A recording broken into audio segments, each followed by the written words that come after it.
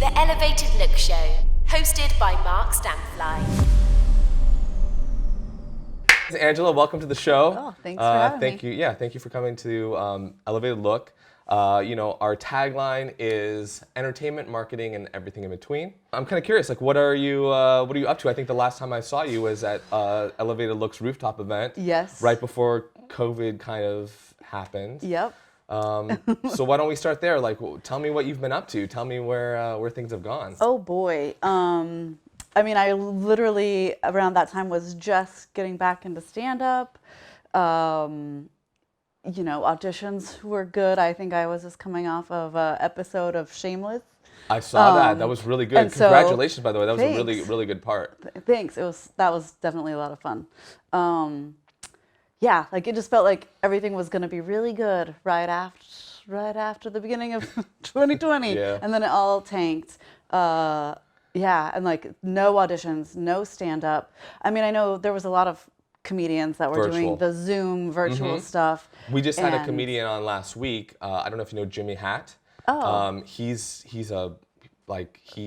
doing stand-up every day of the week before COVID happened. He completely shut down that whole avenue of his life. Yeah. In the meantime, but he's gonna get back, and he's gonna get big too. But did you felt the same way? You're kind of like, the virtual, just not the same. You're not getting the reactions. It's such a huge part of comedy, right? Where you get the feedback from the audience like instantly. Yeah. And you're like, without that, waiting. There's no. And then like nothing was funny.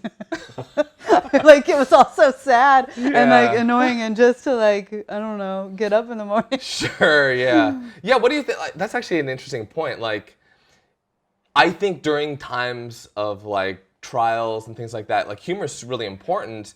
But then, is it like almost? Is it bringing more negativity to actually deal with the topics? Like, is it better just to steer clear of that and just make jokes, about things that are outside of what's really going on? Or is it like you kind of what I'm saying, like joking about COVID, for instance? Yeah, is that like that's not funny. Is that not just not funny at all? Well, yeah, I mean, maybe. I mean, there might be jokes of like, mine out of there about masks and all that crap and getting shamed, for dumb reasons or shaming people. Like, I'm sure I did that a few times too. You were one of the people who shamed people. Well, I also got shamed. So okay. I think it was just one of those things like you get punched and then you got to get back at someone.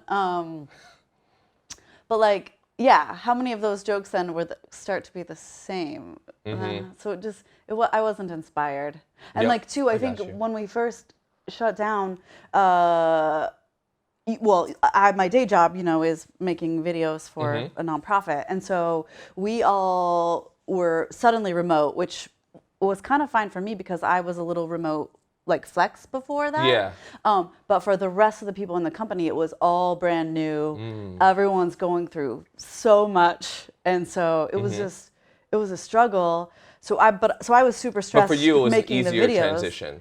For me, it would have been easier. Like just working from home wasn't an issue because you were already kind of partially doing that because your job is working on a computer and you don't necessarily have to be and they were really in person. Yeah, consider it that way for me. But then what was it because of the way other people were reacting affected how your job was going? Because suddenly people like communication changed, and so they would just not know how to ask for what they needed anymore. Like all like protocols and systems just collapsed, and it would be like, what are we gonna do about? And you're like, the same thing we did before. Yeah. Do you think people feel like they lost like social skills? Like, well, maybe because like you couldn't be social, and like they tried.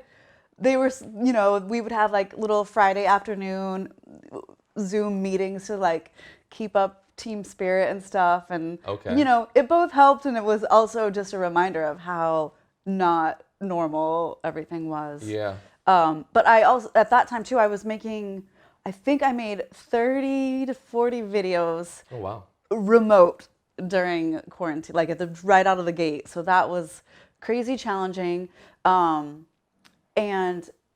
a lot of the casting offices, which was super nice, were like, oh, let's do monologues or self-tape challenges and all that stuff. Okay.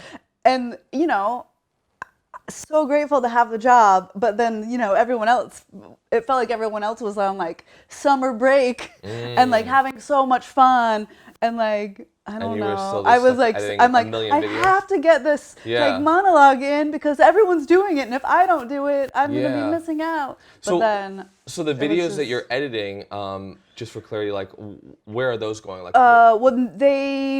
most of the videos go like on it's an Alzheimer's nonprofit, so a lot of them are certain tip videos or awareness videos. And is it going on their main website, or is it going just like out to social media? Like website, social, everything. They do like trainings with a lot of half of the videos, some of the videos. For example, one of them, not last year, but a couple years ago, was a telenovela, and we did it in both English and Spanish to help sort of break down stigmas in a different way that just giving you an information sheet doesn't quite cover.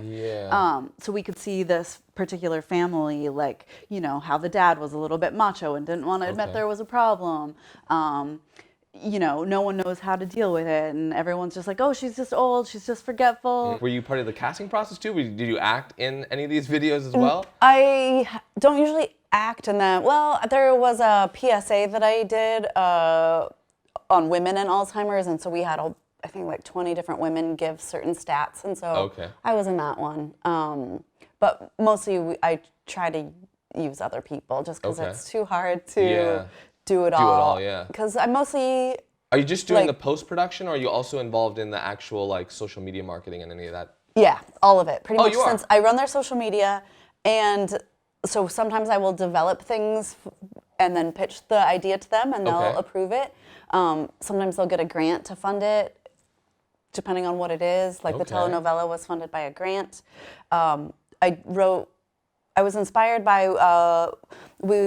We basically have it's called mission moments, where they bring in people with the disease or somebody who's caring for someone with the disease, and they'll speak to us and tell their story. Tell their story. And this one gentleman, his wife had gone missing, and it was so just overwhelming to hear, and I can't even imagine, what to do in that situation.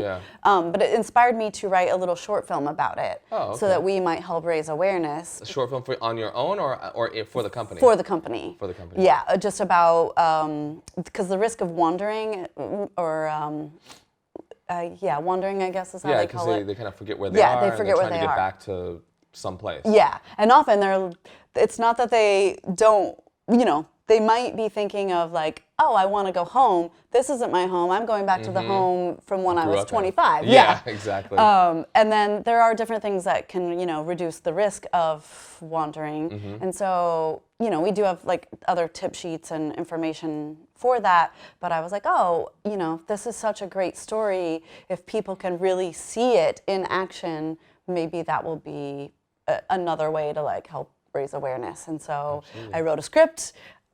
It got approved, and so Did you film that? We filmed it. Yeah, yeah. Is it something like so we can actually go to a certain site? What is the company's name? It's Alzheimer's Los Angeles. Okay. And so it's a local Alzheimer's nonprofit, and they, we help people with the disease, but also the disease, they say, affects the whole family. Like it's not just the person with it; it's everyone caring for them. Yeah. It's the community really.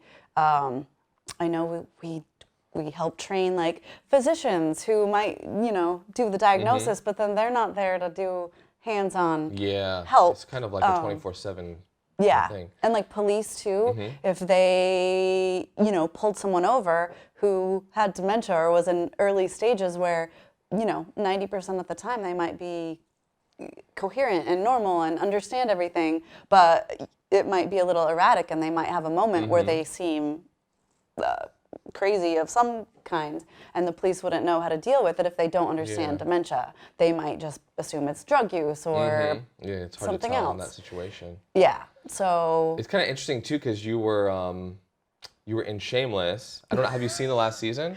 I have not seen the last season. Oh, okay. Then I won't spoil it for you. But what it kind of connected into there. Oh, really? Well, and actually, I don't know if you know. I always get confused on I guess spoiler alert, in the last season of Shameless, Frank starts developing dementia. Oh boy. From the alcohol abuse. Well. And yeah, so it's kind of interesting that kind of played in. What do you what is the difference between I always think Alzheimer's and dementia is kind of the same thing. Oh, I'm gonna mess this part up. It's something about dementia is the umbrella. Yeah, I'm more on the marketing side. Oh, okay. I very specifically do the videos, so I don't have the complex understanding of Sure, okay, we don't have to go there. They're all bad. Yeah, but I thought that was interesting because you brought that up. You were just on the show, and that's kind of where they took the season. There's a lot of dementia on TV lately. I feel like True Detective with Mahershala. That character had dementia. Oh, really? In that third season. I didn't see that one. God, there was a movie out, The Father, with Olivia Colman and oh my gosh, blanking on the actor's name. Cut this part out. Sure. Well, I saw you on Shameless, so I was like, oh, that's really cool. It made me kind of want to ask you, because I always thought, oh man, that's a show I was watching. It'd be cool to be in it. You've done a lot of amazing things in the acting world. What is the project that was the most fun, that you were just most excited to work on? Shameless was definitely a great one because it was a funny scene, and the two actors that I was working with in the scene, they ad-libbed a little bit, and so it felt safe to play along with them, which, sometimes when you're just coming on as a supporting role, you're like, exactly. just get it right and do your job and go home. Don't ruffle any boats, whatever. Yep. But that was super comfortable, and the director of that episode was great, and it felt more like you were improvisational, so it's not so on the line. If you don't hit my line, you're fired. Yeah, exactly. Yeah. Not that I improvise a great deal, but just that element of play was there for sure. Okay. So you say that was the most fun project to be a part of, or was there something else? I mean, they're all so fun. Yeah, you really have to elevate one over all the others. I mean, Bicentennial Man was my first big role in LA, so working with Robin Williams was amazing. And for that too, they basically put me up in San Francisco for a month, even though it was kind of a small, part. Would you say that was then your proudest moment as an actor, because it was kind of the breakout? That was the role that kind of broke you out to get you everything else? Or is there one specifically, another one that we're okay? Well, both. The movie that I made. You did your own movie. Yeah. Because starring in a movie that I also, made, that was amazing. That would be my favorite, I think. Your proudest moment in your career. Exactly. And is that one, did you produce, direct, write? Did you do all? And obviously, I know you acted. Yeah, I produced it and then, starred in. My friend Laura Lee Barr, she wrote and directed. Okay, and then, of course, many people at Original Productions, where I know you from, helped. We had so many hands in that. Joe Siraki was a producer. Oh, really? Okay. Joe Mikan was our editor. Oh, very awesome. Yeah, it was a family project. It's kind of all contributed. That's amazing. Well, do you see getting that gang back together to do anything else in the meantime? I would love to. I think the hardest part about the making my own projects has been funding. Because, when they're littler and they're a web series or a short film, you're like, I'll just put it on my credit card. But a film... What was the runtime on that? Was it an hour and a half around that? Yeah. I think an hour 25-ish. So to fund, a movie that's an hour and a half to 2 hours, that can take quite a bit. How did that process play out? I think we robbed a bank. Okay. I think we stole from our family. We had a couple investors. Oh, you did? Yeah. So how did you go about, because that's always something interesting to kind of talk about, is how did you go about, everyone, there's so many people in the film community, let alone the acting community, that are trying to raise money or get investment for anything from a short film to a series to a huge movie. How did you go about doing that? And what was the connecting kind of tissue that made that happen? Gosh, well, I think we tried for a little over a year before we even found the investors that, made the final investment. So we got a lot of no's. We got a lot of in-kind sort of donations, which helped a lot. We wouldn't have been able to. So the people who aren't familiar, like, what is an in-kind? Like, we got the majority of the locations donated, which that could have been, tens of thousands of dollars. The editing, a lot of the post-production was sort of donated by the people who are just passionate about the movie. Yeah. Exactly. It was. Well, you made it happen. We made it happen, and we did. The thing that matters. We did. Did get distribution, both internationally and nationally. I guess North America and then worldwide. Very cool. And we did get checks, and we did pay our investors back some of the money. Okay, there you go. So that was like a proud moment. A lot of times, you think, people are doing like deferred contracts and things like that. I always tell people, you can sign those, but basically just assume that you're not going to get anything. Yeah. Like you got to be either you want to do it for your own reel, for your own credit, because you're passionate about the project, but don't expect that a lot of new independent filmmakers, expecting like this deferred. Oh yeah, I'm the DP on this, amazing independent feature. No the percentage that actually, you guys were very successful in getting money back. Because a lot of productions don't get that far. Yeah, and I think as our distribution teams have changed, that it dwindles, and I was like, oh, this is kind of what I read about. The indie filmmaker just gets a little screwed. Like, oh, we suddenly have a new fee for the film that was made 2 years ago, and you're like, what? Where did that come from? Oh, we had to upload it to a new site, and you're like, I don't even know. Just watch the movie. Yeah. Well, when did you get into, I don't think I've really talked to you much about the whole stand-up comedy scene. When did you start getting into stand-up comedy? Because when I met you, you weren't doing that, right? Yeah, it was so random. Like, I've done a lot of comedy, just acting, and most of the projects that I've written just for myself have all been comedy. So I really don't know why I'd never had the idea before. To move into that space. Yeah. Like, was it, tell me about your first time. Like, how did that start? I was inspired by a girl I met at one of the Emmy events. Okay. And she had just started, and she was so excited about it. I was like, oh my gosh. And I got that tingly feeling like, oh no, this is something I'm gonna have to try. I'm scared, which means I gotta do it. And so I took a class because I thought if I invested money, then I would follow through and at least perform. Sure, you have the investment there. And then it's like, okay. Because I was like, oh, I could just go to open mics, but then if I was not getting it, I would just backpedal out and be like, oh, I tried it, didn't. Sure.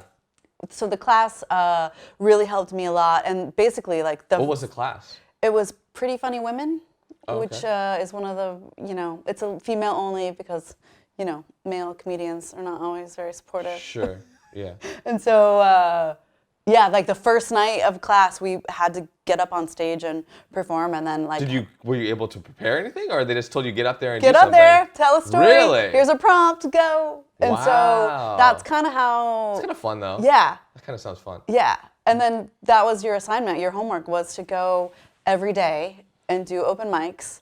So the first open mic, it was like, all right, you guys, this is my first time. I'm going to tell you something funny from third, whatever. It just after the first couple, you record yourself, and then you're like, oh, I see, that story does have some You record yourself, is that like a normal thing, or? Yeah, almost all comedians will have your phone, you'll record yourself, and you'll listen back, see where the laughs are. That's like a normal thing to do, is record yourself so you can hear what material gets the laughs. It makes sense. I mean, that totally makes sense. Yeah, it definitely was the easiest way to weed out the lines that they're not adding any information, they're not a joke. Hearing where people do laugh and you're like, oh, then I'm going to keep going down that road because they like that. But now, is it also, I mean, I'm sure it's also got to have something to do with the audience too, right? Depending on where you go, like where you know, something that might not get a laugh in Indiana might get a laugh in California. Yeah, that's true. I mean, I haven't traveled yet. Okay. So it was just different spots in LA. Sure. But for the most part, I mean, sometimes you would, if it didn't land, you would be like, okay, was it the audience? Was it the material? Was it my delivery? Because sometimes just changing like the order of certain words really changes the joke so much that it's not, you know, not a laugh out loud anymore. Okay. So, you know, kind of really memorizing stuff once it does work, was super helpful for me to do every time. But yeah, it was pretty consistent. If I was on my material, the laughs were pretty consistent. Yeah. Okay. Is it kind of a feeling you sort of degenerate too, where you're up there and you can kind of sense, or is that something just takes a long time to kind of get a sense of like what's gonna work and where to go and where not to go as you kind of like to pivot throughout the show? Yeah, I mean, I definitely when I was performing in a show and not doing an open mic, I just stuck to my material. I'm too new and too scared to like ad lib or be like, hey, where are you from? The audience. and then they're like Baltimore, and I'm like, cool. Yeah. Back to my set. So I wasn't really that, and I did kind of try that at open mics, and I did see other comedians do that too. But I wasn't good at it, which probably means I should keep trying it. Material person. Yeah. Okay. I stick with my material. Yeah. So what about like for people, for upcoming new comedians, who want to do what you do, who want to try comedy out for the first time, get up on stage? Is there certain? I mean, obviously it's different now with COVID, but are there certain things you can recommend for them to do or places for them to start out? Gosh, I mean, Pretty Funny Women was definitely a great place. I learned a lot there. The girls that were in the class were also amazing, and we would go to open mics together and really support each other. So that was great. And then the woman that runs it is super supportive of everyone. Like she puts together shows at Laugh Factory and Comedy Store and, you know, all over town. And so, you know, if you're really out there working, you have a chance to be in her shows. So very cool. That was a great opportunity to get to do some. Did you get to do Laugh Factory and Comedy Store? Yeah, Laugh Factory was great. Comedy Store, I did Comedy Store through a different. There's another comedian who runs a bunch of shows, and he's been super supportive. I connected with him kind of early on, so that was great, and I got to do a bunch of his shows. But that show, the thing about comedy that I found the hardest is you have to bring people.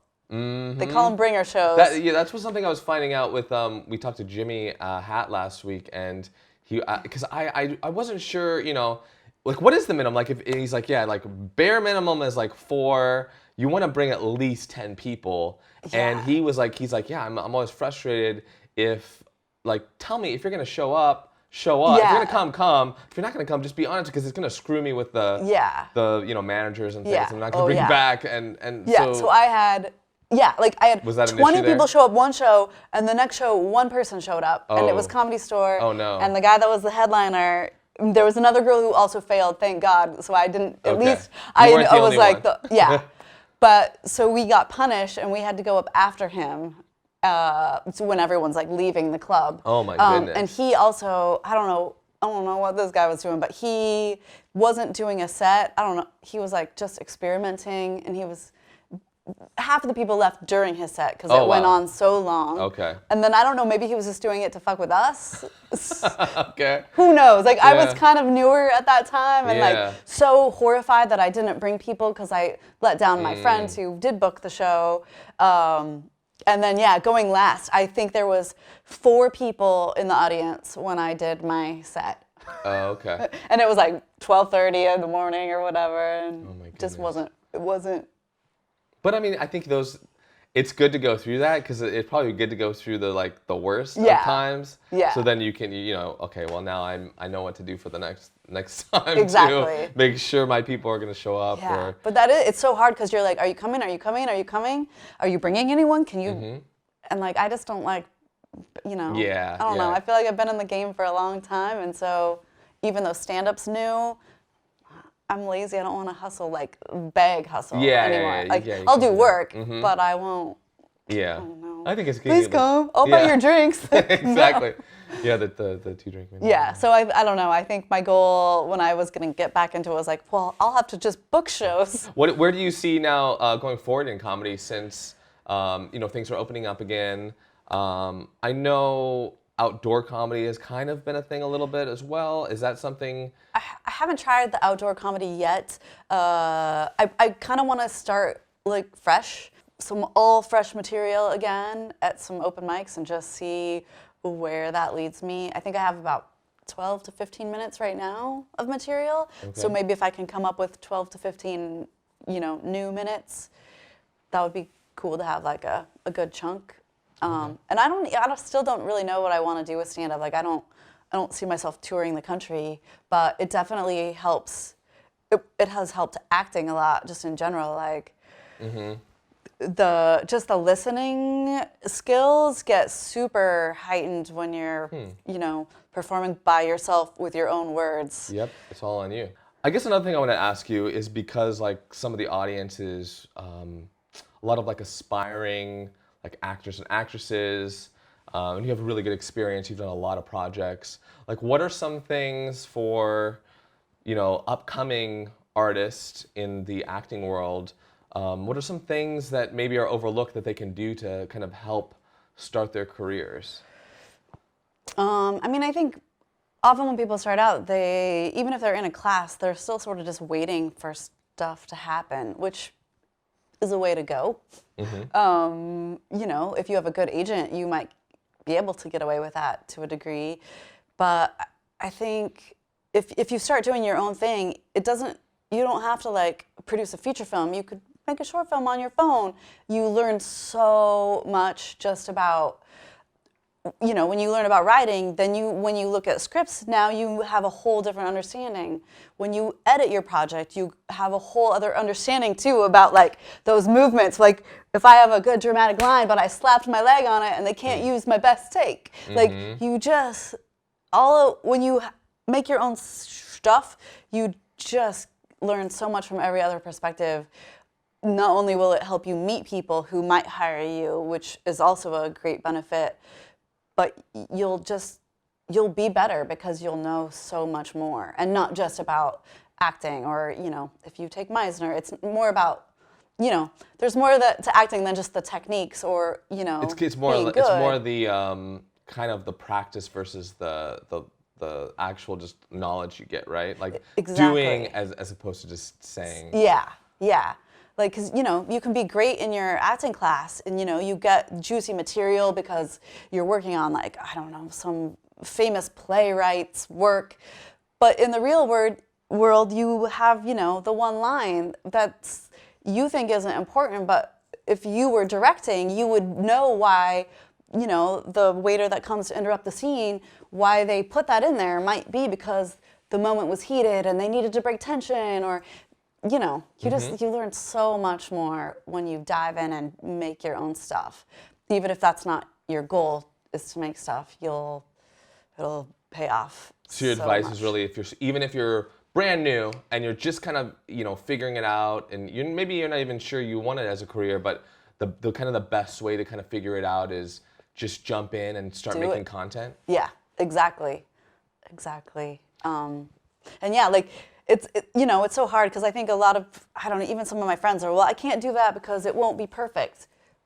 Well, you know what? It probably won't be. Yeah, but that's why you should do it, is because it's going to be awful and you're going to learn a lot. Like, yep. I feel like that's the one thing I think that word ruins a lot of lot of people's lives because they're waiting to hit this perfection, and guess what? You're never going to hit perfection. Yeah, never. And so it's better to finish something, even if it's of mediocre quality, than to never do it and never learn. Because the thing is, the more stuff you put out, it's like an instrument. Like you're not going to pick up an instrument. Like you're not going to pick up the guitar and become a pro overnight.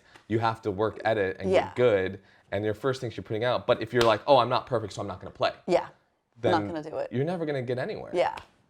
Like, I think, failing is embarrassing sometimes, but it's part of the fun, part of the, like, ride.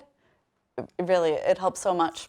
Yeah, you have to enjoy the process. Yeah. That's what I always think with when people are saying they want to do something, you know, do you really want to do something, or you just want the result of this doing something? Yeah. That's where the they're like, oh, if I do this, everyone will see it. I'll get 1 million followers or whatever. And you're like, I want fame, I want money, I want thing. Fuck the followers. Maybe you're doing the wrong thing. You know, maybe you should be doing something else. Yeah. Because also too, the follower. I mean, you know, since I also work in social media, the whole follower thing or the influencer thing is a little, I don't know, ironic. Like, sure, you might have 10,000 followers by number, but if only 10 of them watched your video, you only have 10 followers. If they're not really... It's the engaged, it's the engaged audience versus like the audience as a whole of whatever the numbers say. Exactly. Yeah. So I would rather have the smaller amount of... I would rather have good people. I would rather have, you know, people that are really watching because they like it or don't like it. Sometimes sometimes you learn from your mistakes, and there's always somebody happy to point them out. Yeah, it's not that you don't want to build your audience. You do want to get better and you want to put out better content. Yeah. But at the same time, you don't want to be, you know, like some people will pay for followers, and that's really counterproductive because it's going to hurt you in the long run. So you have no followers, you're starting your brand, you buy 10,000 followers. But then, like you said, only like 1 or 2 people are liking your post. Yeah. It's so skewed. You're not going to get any kind of information that works for you versus like, okay, no, I'm going to put out my stuff and eventually see who that connects with. Exactly. Yeah. You know, that's kind of where I see people making a mistake a lot of times. Well, what other, like, because now, you know, you work in social media and in that world professionally, what are some other... maybe like advice, like things to do and not to do in that social media space. Because you know, anybody, you know, actor, actress, influencer, comedian, like all of them, like social media is a big part of an artist's life. Like, what would you say are some like tips and tricks maybe in that space? Gosh, I mean, there's so many. And like, you know, I do it for other people, but I also then just let mine go often. I've seen, that happens for me as well sometimes. But I think too, whenever I, you know, have kind of freelancered, like, I don't know, sort of assess somebody else's social media and like, you know, given them some ideas. If it's not fun, don't do it. If your agent's like, you really need to have a bunch of followers and you don't like Twitter, don't do it. It's not going to be good. If you know, pick a platform that you do like. I think, like, I don't know, they all sort of seem so ad heavy right now. I'm not sure I like any of them anymore. That's the thing too, is you know, a lot of people put out, it's like say you're watching a TV show, like it's not, the TV show itself isn't all advertisements. Yeah. The majority, well, I mean, there's a lot of ads, but but like your content's maybe like, so a half-hour show, you're getting like 22 minutes of actual content. There's like another 8 minutes of commercial. But if you translate that to social media, you don't want to have that 22 minutes be all ads, or let alone the whole thing. Like your whole feed is ads. Like nobody likes that. Yeah. So that's like I see people making that mistake a lot. I know I've made that mistake in the past as well too, with different brands in terms of like, okay, well, I want people to like buy my stuff, but no, like it's more, you know, giving value to something. Exactly. Giving value to the community, and if they like your stuff, they'll come to you. Yeah, and you know, you have to kind of find a way to make what you're asking for, like, come to this event.